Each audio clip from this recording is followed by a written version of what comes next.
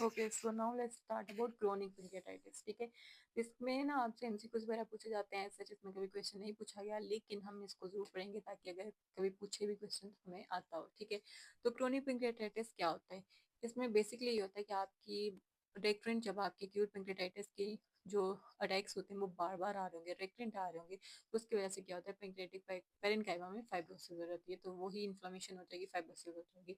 इसकी जो main most important cause होती है वो आपके पास अल्कोहल होती है। जो मेजर कॉज होती है वो आपके पास अल्कोहल होती है। उसके अलावा 80% केसेस में जो है वो अल्कोहल ही कॉज होती है। मतलब इसमें दो टाइप्स होते हैं, एक नॉन ऑब्स्ट्रक्टिव होती है, दूसरी ऑब्स्ट्रक्टिव होती है, यानी कि जो डक्ट की ऑब्स्ट्रक्शन हो भी सकती है, नहीं भी हो सकती है। नॉन ऑब्स्ट्रक्टिव में जो 80% केसेस में जो मोस्ट कॉमन कॉज होती है वो अल्कोहल होती है। ठीक है, दूसरी इसके कॉज पैंक्रियाटिक डक्ट की ऑब्स्ट्रक्शन हो सकती है। ठीक है, हेरिडिटी भी हो सकती है और न्यूप्लाज्म्स भी हो सकते हैं। ठीक है, अब इसमें ना मॉर्फोलॉजी पूछी हुई है। ठीक है, अगर इसकी पैथोजेनेसिस तो यही है कि आपकी एक्यूट पैंक्रियाटाइटिस बार बार हो रहा था, जिसकी वजह से आपकी पैंक्रियाटिक पेरेन्काइमा की फाइब्रोसिस होगी। ठीक है, अब इसकी मॉर्फोलॉजी पूछी हुई है। हमारे मॉर्फोलॉजी में तुम्हें ग्रॉस में बात करूँ तो इसकी दो फॉर्म्स होती हैं। ठीक है, एक होती है नॉन ऑब्स्ट्रक्टिव, दूसरी होती है ऑब्स्ट्रक्टिव क्रोनिक पैंक्रियाटाइटिस। ठीक है, नॉन ऑब्स्ट्रक्टिव में मैंने आपसे पहले बताया कि इसमें अल्कोहल मोस्ट कॉमन काज होती है। 80% केसेस में इसकी जो रीजन होती है वो अल्कोहल होती है। ठीक है, उसके अलावा क्या होता है कि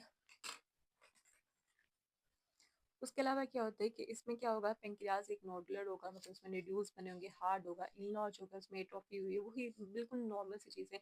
और डक्स इनलार्ज हुई है, डायलेटेड हुई है, वहाँ पे कैल्सिफिकेशन नजर आ रही है। कैल्सिफिकेशन मजीद एक्सटेंसिव हो सकती है, अगर मजीद एक्सटेंसिव हो गया तो उसको आप कैल्सिफाइंग पेंक्रियाटाइटिस कहते हैं। ठीक है, दूसरी चीज़ है ऑब्स्ट्रक्टिव क्रोनिक पेंक्रियाटाइटिस। उसमें क्या होता है कि उसमें क्लोजन हुई है।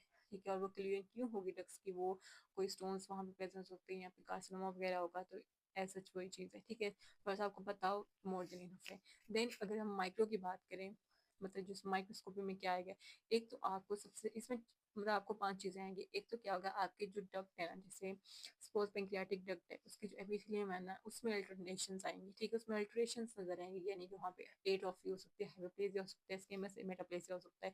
दूसरा क्या होता है कि हमारे पास सबसे पहले क्या होगा कि पेरेन्काइमल की वही प्रोग्रेसिव पेरेन्काइमल फाइब्रोसिस होगी। ठीक है, आपको फाइब्रोसिस नजर आएंगी बहुत लार्जर एरियाज में, जैसे पेरिलोबुलर सब में, इंट्रालोबुलर, इंटरलोबुलर सब में आपको फाइब्रोसिस नजर आएंगी। दूसरा क्या होगा, जो वहाँ पे पेंक्रियाटिक डक्ट्स हैं वो सारी सारी डायलेट हुई होगी। ठीक है, तीसरी क्या होगी कि वहाँ पे जो एसिनस सेल्स उनका साइज कम होगा, नंबर कम होगा। ठीक है, क्रोनिक पेंक्रियाटाइटिस में ना जो आइसोलेट्स ऑफ लैंगरहैंस है वो रिलेटिवली बच जाते हैं। ठीक है, लेकिन अगर ये बहुत ज़्यादा प्रोग्रेस करे तो वो भी कम हो जाएंगे, डिसअपियर हो जाएंगे।